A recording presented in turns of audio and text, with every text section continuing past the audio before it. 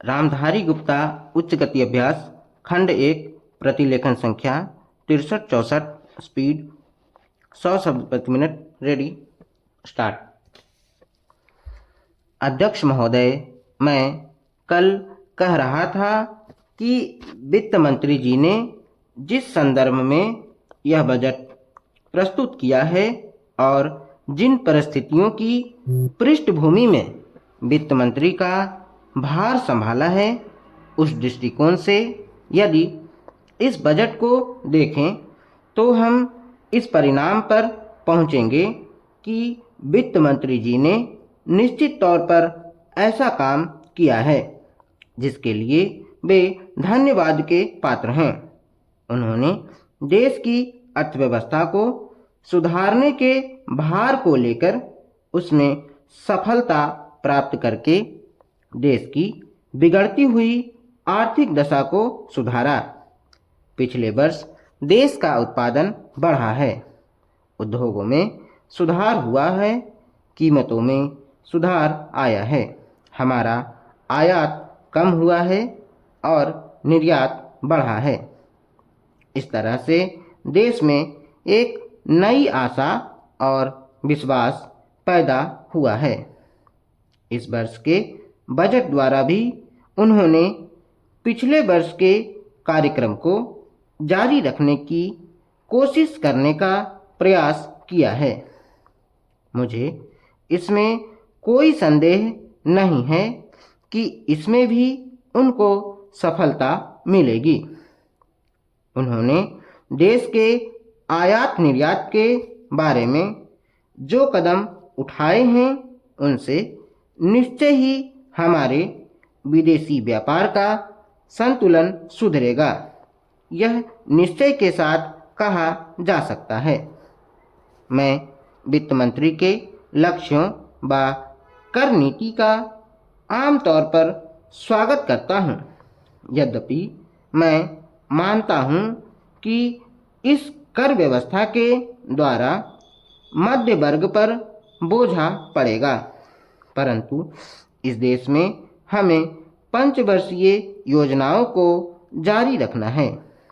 इसलिए उस संदर्भ में हमें आर्थिक साधन जुटाने पड़ेंगे और ऐसी दशा में जो लोग इस देश में ऐसी स्थिति में हैं जो कष्ट उठाकर के भी कुछ दे सकते हैं, उनको देश के लिए देना ही पड़ेगा। इसलिए वित्त मंत्री जी के इन कदमों का भी मैं स्वागत करता हूं, परंतु साथ ही साथ मैं नम्रतापूर्वक यह अवश्य कहना चाहता हूं कि वित्त मंत्री महोदय ने किसानों पर जो भी नए कर लगाए हैं, उनके ऊपर वे फिर सोचें। मेरी मान्यता के अनुसार वित्त मंत्री द्वारा खाद पर जो कर लगाया गया है, जो शुल्क लगाया गया है, वह एक ऐसा कार्य है जिससे इस देश का विकास रुकने वाला है।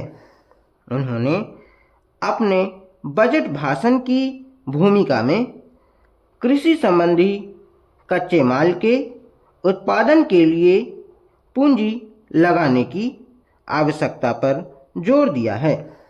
उनकी स्वयं की यह मान्यता है कि कृषि का उत्पादन बढ़ाना बहुत आवश्यक है।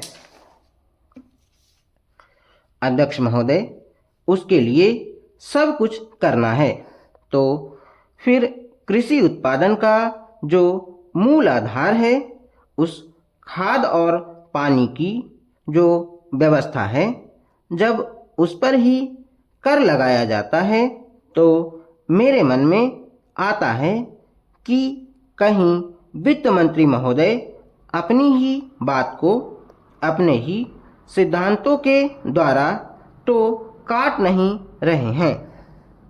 मैं कहना चाहता हूँ कि हमारे देश में अभी भी चौथाई भूमि से ज़्यादा सिंचित भूमि नहीं है।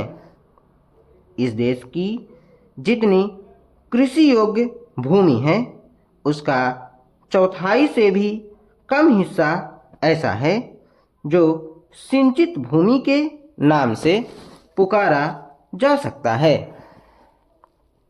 मेरी राय में अब समय आ गया है जबकि पिछले 2-3 वर्षों की नीति पर फिर विचार किया जाए और एक मात्रा में घाटे के बजट का सहारा लेकर ही सही आर्थिक तथा सामाजिक विकास योजनाओं की गति को बहुत बढ़ा दिया जाए।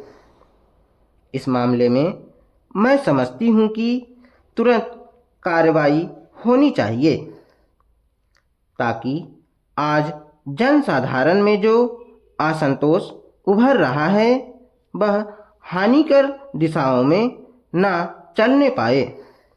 आज के राजनीतिक वातावरण की दृष्टि से भी मैं कहना चाहती हूँ कि विकास की गति को बढ़ाने की आवश्यकता सर्वोपरि है। जहाँ तक कि नए बजट के अंतर्गत कर नीति का संबंध है, अच्छा होता यदि मिट्टी के तेल जैसी वस्तुओं पर अतिरिक्त कर न लगाया जाता।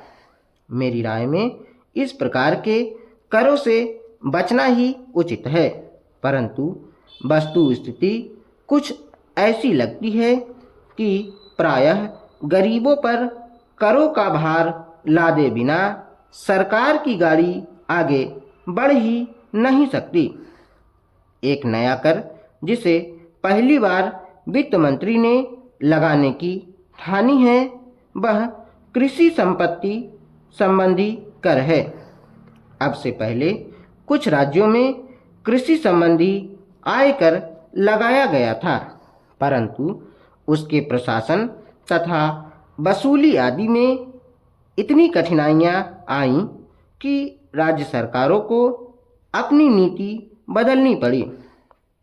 यह बात यह है कि जहां करोड़ों अनपढ़ तथा गांवों में बसने वाले किसानों पर हिसाब किताब रखने और रिपोर्ट भेजने की जिम्मेदारी लादी जाती है, वहां ऐसा कोई कर सफल नहीं हो सकता।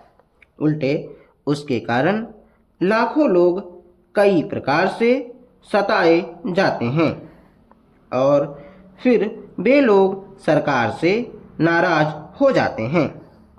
इसलिए पहले देखना यह पड़ेगा कि यह कर कितने कृषकों पर लागू होने वाला है और उससे कितना रुपया कर के रूप में वसूल होगा।